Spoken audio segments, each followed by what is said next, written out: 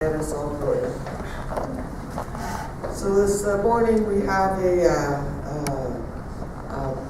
blessing, an opportunity to listen to one of the staff ministers that's been here probably for 10 years, since the beginning.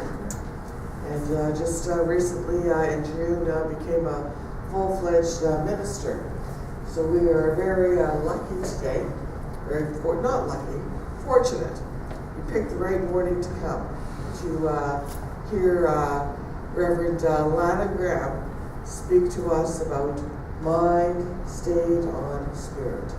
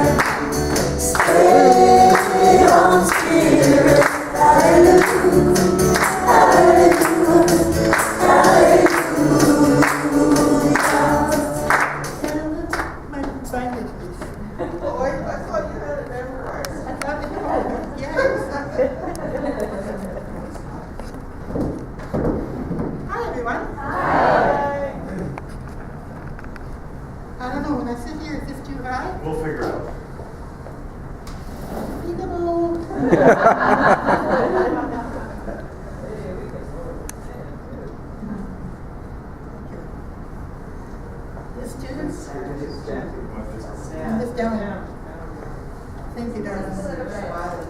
You're a good man. Ooh, here I am.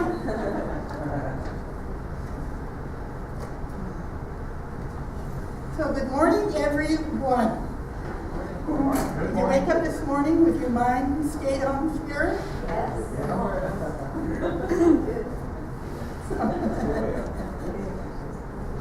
Did you jump out of bed?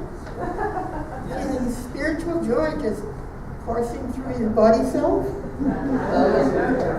yeah. Yeah, well, it's not as simple as that, is it?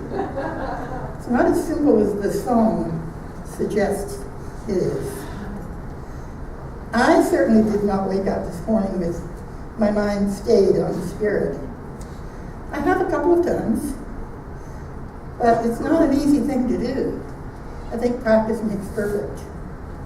By the way, stayed is in this example means continued. So what it really means, I think, is that at night we do our nightly spiritual practice, go to sleep and wake up and it's still there. We still have that spiritual feeling. Well, I know it's possible. Possible because I've actually experienced that once or twice.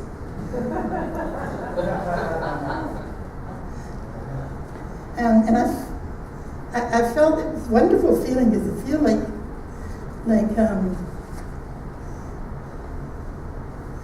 what? I feel the power within me. I feel powerful when I wake up with the joy of spirit within me. So eventually I hope to get it right and wake up every morning that way. And that's what spiritual practice means.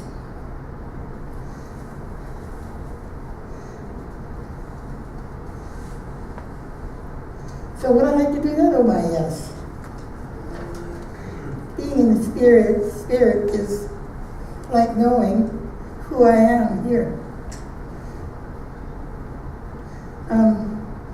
Like I know my spiritual truth, and I'm instinctively walking the walk of my faith and my beliefs. But even though I don't automatically have my mind stayed on spirit, or set on spirit, if we prefer that word, I do have some very powerful routines to connect my mind and spirit. And these routines are called, anyone know? Morning spiritual practice. Today I'm going to share some of the spiritual tools we use in Centers for Spiritual Living all over the world. We have several tools, and you will receive a handout, only you won't get it today because it wasn't finished. You'll get it next week. I'll put it on the information table next week.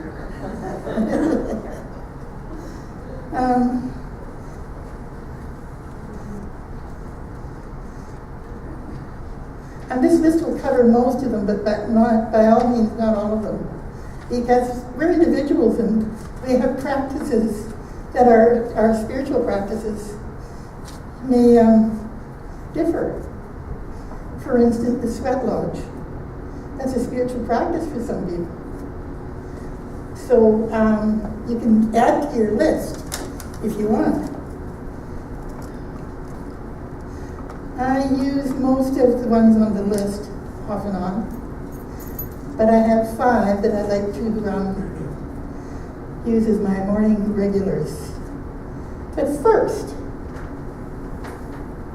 let me introduce you to my dog binder. Oops, I mean my God binder. Because after all, it's dog is God spelled backwards. And Walter Starkey told us in the last class we took with Reverend Joanne that it's all God, all of it's God. So that means doggies too.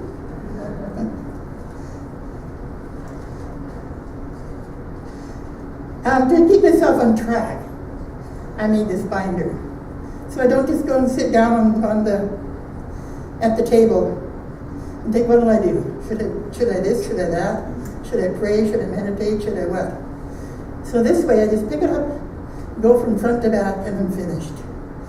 And for me, that's a very easy way to do it. Very effective way too. So I put them in order of what I thought was the most important at the last. Anyway, they're all important. So, at the moment, the first tab is about reading. And at the moment, I am doing a reading from both of these magazines. This one's called Creative Thought, and this one's called Science of Mind. Creative Thought is out of print now, but I have quite a few, so they'll last me for a while, one page at a time. And when that's out, I'll probably go to another book by Ernest Holmes, and most likely one of my favorite ones, this thing called You, that Reverend Pat read out this morning. It's got some really good spiritual advice. It's also got some wonderful poems. Ernest Holmes was quite a poet.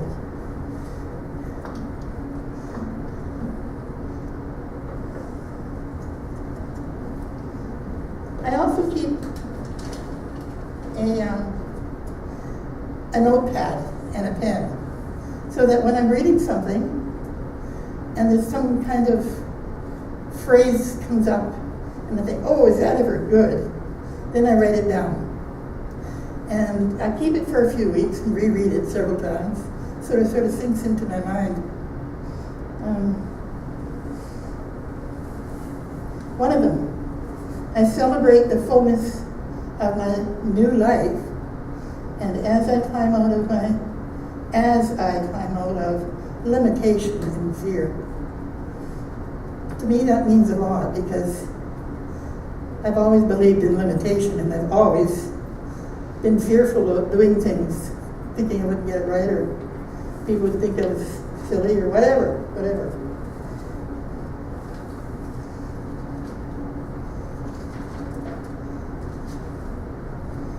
So that is what my binder is doing. So we're on tab 1, is 5 tabs. And that's reading. almost told you all of that already. So tab 2 is 2 parts, gratitude and surrender. I believe they belong together, and I'll tell you why. I can surrender some of my stinking thinking and be grateful for what I have. And gratitude, even if there are only 1 or 2 items, I write them down and sit in the feeling of appreciation for a moment. Just appreciate even the house I live in and the warmth and the roof over my head. I'm so grateful for that. Doesn't have to be fancy, whatever comes up for you.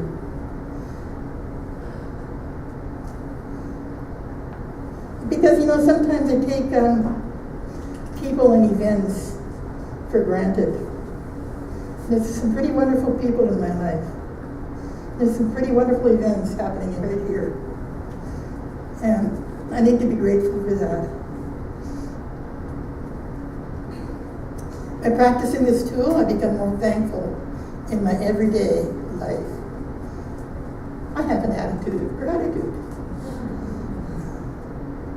And the second part to tab 2 is surrender. And the same thing again, 1 or 2 items is enough, or you can put more in if you want. To me, surrendering is letting go of things, thoughts, ideas, old beliefs, and harmful habits. This helps me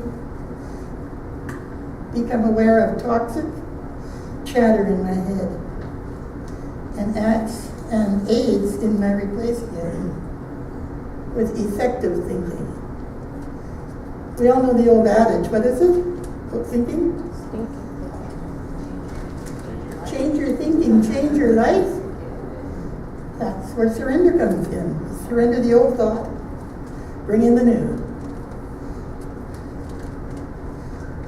Okay, so tab 3 is journaling. Lots of people fight journaling. And I did too. But I've gotten real gentle with myself. And it makes a huge difference for my spiritual practice. So now when I get to my journaling tab, if I only have a couple of things to say, I only say that. And I may just have 1 or 2 sentences, or I may have quite a few. And if I get really hot, I might read a whole book. And I've done that too. Well, not a whole book, but close. Just something that helps you not feel overwhelmed.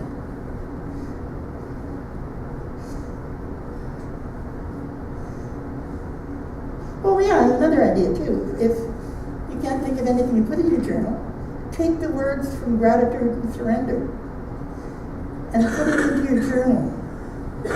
I have an example here. I noticed that once again, I was grateful for the lovely spring weather. I always seem to be happier when the weather is good. Is that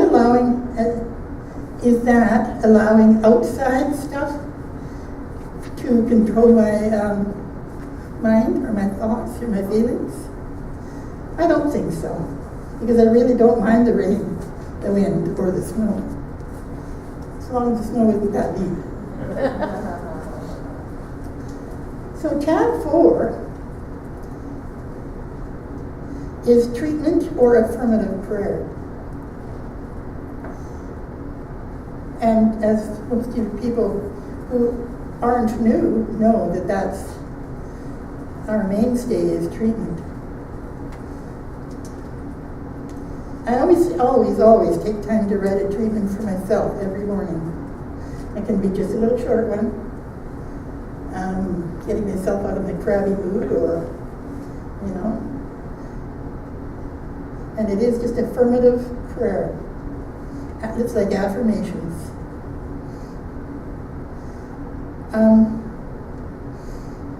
And I believe it needs to be heartfelt. I believe that I need to put my soul into that treatment, because the more I put into it, the more I feel it. the more real it is for me. And then I do a treatment or affirmative prayer for the center, this center, and for all the centers in the world, and for the Board of Trustees for this center, and for the Ministry of Prayer team.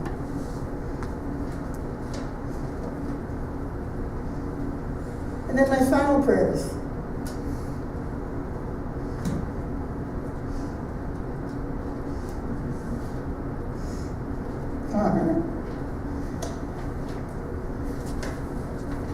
For these. Anyone know? Everybody knows what these are? They're called treatment requests to your prayer team. Well, your prayer team are the 4 ministers, Ken and Pat and myself and Reverend Joanne. And when you turn this in today, we take them home and make a list for everybody else, and we pray every day for you. So you get 4 prayers every day. And that's quadruply powerful. It's a lot. It's pretty darn powerful.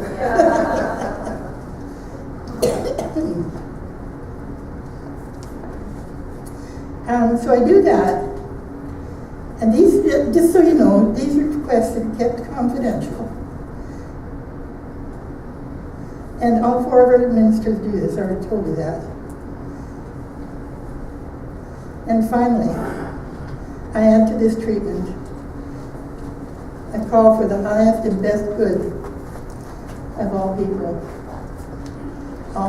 here, and all people, period, because we all are one. And tab number 5, which is the last tab, and it has actually been my hardest spiritual practice. I suspect it is for a lot of people, is meditation. And meditation is hard to describe because I believe that each one of us has a different modality and a different way of expressing and taking things in. And so meditation, I'd like to tell you this really strongly. It's about becoming conscious of yourself and your breathing, and it's about you. It has nothing to do with the way Reverend Pat does it or Rael does it. It's about the way you do it. And don't beat yourself up if you feel like you've fallen asleep. That's okay too. Don't beat yourself up if you can't visualize. Lots of people can't. Don't beat yourself up if you can't come up with anything other than becoming conscious of your breathing. Becoming conscious of your breathing is a powerful way to meditate. And to be honest, that's basically what I do. So,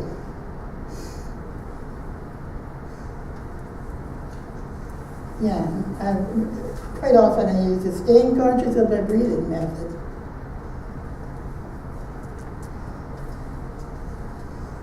But you know, it is important because it is a way of becoming connected with our true self. And I don't know if I speak for everyone, but I know that I always believed my true self was here. And I know now that my true self is in right here. And if I get more conscious and more connected to that, then I just feel a better person. So that's the end of my spiritual practices, but I did want to talk about altars. Altars are a way of, well, for me, this is just for me. Altars are a way of reminding myself during the day of my spirituality. So I usually have my altar somewhere where I walk past it, or it's close to me, and then I see it and I think, oh yeah, right.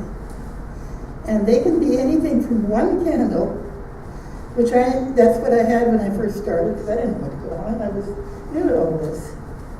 It's just one candle. Well, I've ended up with 2 candles, pet rocks, little gifts from people, picture of loved ones, and I change it quite often, especially when I do my spring cleaning. And clean it all off and start over. It's kind of a fun exercise to put it together. The other night we were at Reverend Joanne's for a wind-up for our class, and she created an altar right in front of her fireplace on the floor. And she had 2 big candles and a heart-shaped glass bowl, and in it were special rocks for each one of us. And that was all, and it looked very effective. I thought it was lovely. So, is everybody going to start doing spiritual practice now? Get themselves a dog binder? But he is cute, you got to admit, he is very cute. Get your mind set on spirit. Get them together. They are all one. We are all one. Our body is all one. I would like to read a treatment from Dr. J. Scott Neal. I don't know why I had to look that up. I know his name really well. It's just such a good treatment. I usually do my own treatment, but this one I'd like to read to you. So if you're willing, can you just get comfortable, close your eyes, and go within.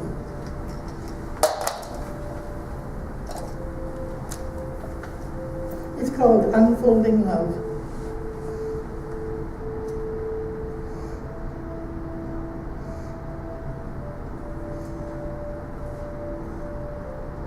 People often say that motivation doesn't last.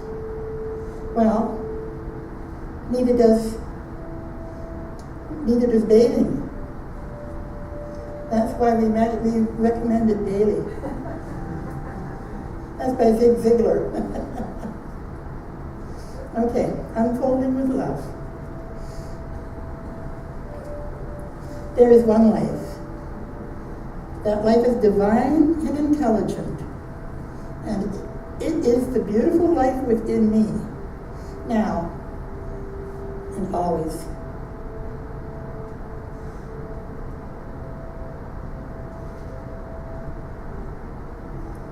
I am now at one with the divine presence. I am perfect and whole. It is my life and the life within my life. Today I let go and let myself create, grow, and give birth to the beautiful. I now celebrate the truth of my being, the life within my body, and its positive unfoldment are now directed by supreme wisdom. My God self unfolds from me with love and joy, meeting and glorifying itself as the health of my mind, my body, my world, and the loving life within. Because I know that nothing is too good to be true, I now realize all limiting ideas from my consciousness. I now release all limiting ideas from my consciousness.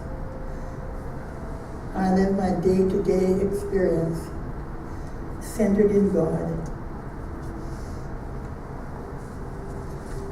I bless this body in which I dwell.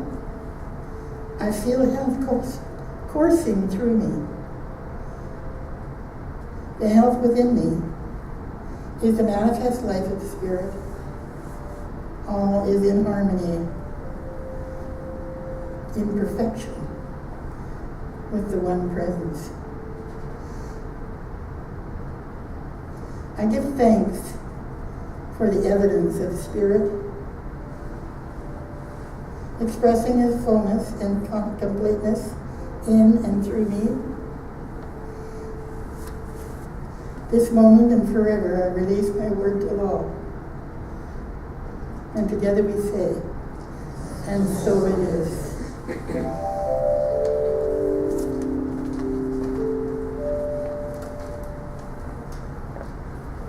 Now, everybody got your heart and your mind set on Spirit now?